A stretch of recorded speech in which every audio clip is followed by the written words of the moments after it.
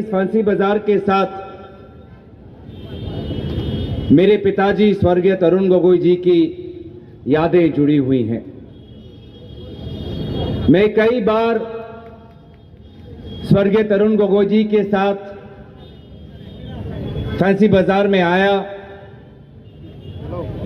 उनका जो आप लोगों के साथ जो रिश्ता है उसको मैंने करीबी से देखा और स्वर्गीय तरुण गोगोई जी के प्रति आपके अंदर जो श्रद्धा है,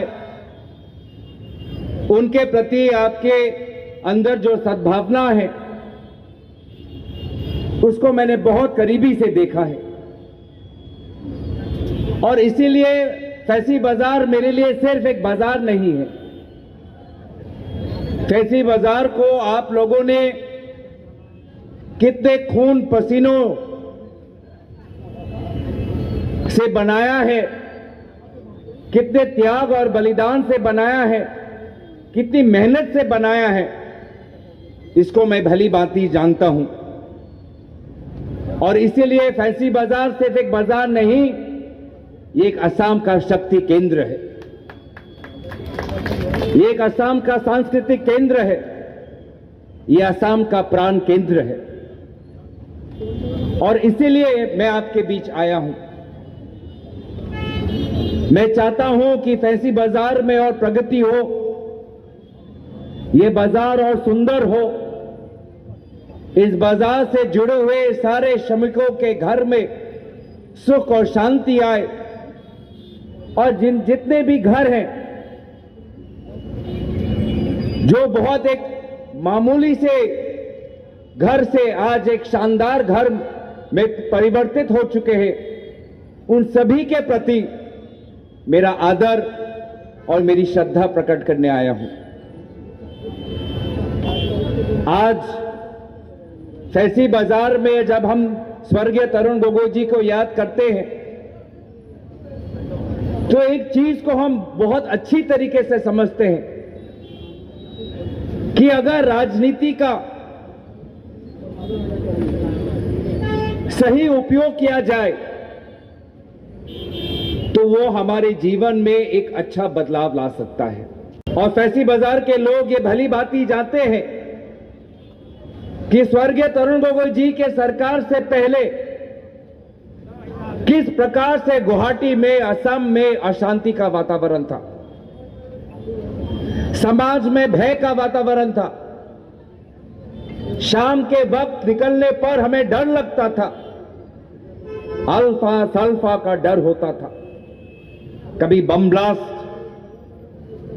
कभी अल्फा सल्फा की तरफ से फोन कॉल, कभी हमें अपने लोगों को, परिवार के सदस्यों को असम के बाहर भेजना होता था।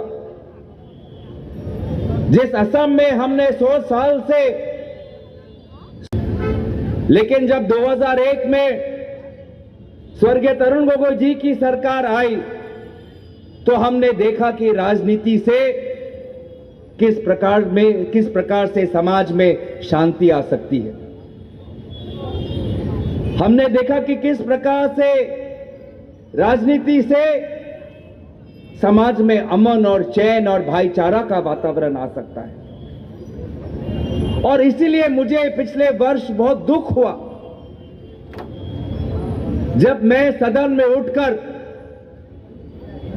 मणिपुर के संदर्भ में प्रधानमंत्री मोदी जी के सरकार के खिलाफ अविश्वास का प्रस्ताव मैंने आगे किया, क्योंकि जहां मैंने देखा कि असम में राजनीति से असम में सुख, शांति और अमन आया, वही मैंने देखा कि मणिपुर से राजनीति के कारण वहां पे बंटवारा हुआ, हिंसा हुआ। और मुझे चुभा कि प्रधानमंत्री मोदी जी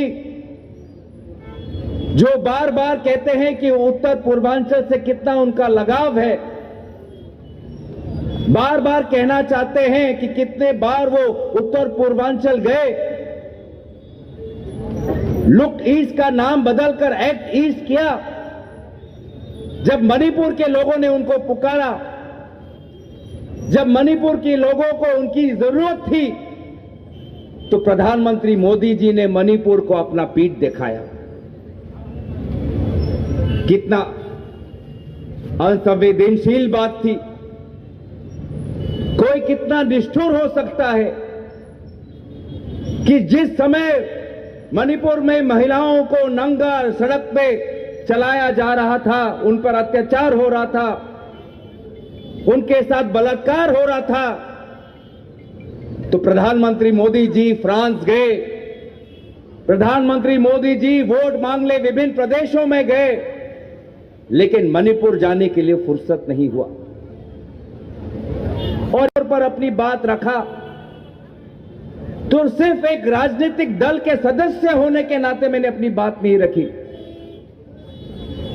उत्तर पूर्वांचल के प्रतिनिधि, उत्तर पूर्वांचल के इतिहास को मैं भली भांति जानता हूं कि जब समाज में दो हिस्सों के बीच में हिंसा होता है तो उन दोनों वर्गों के बीच शांति और अमन लाने के लिए कितने साल चले जाते हैं।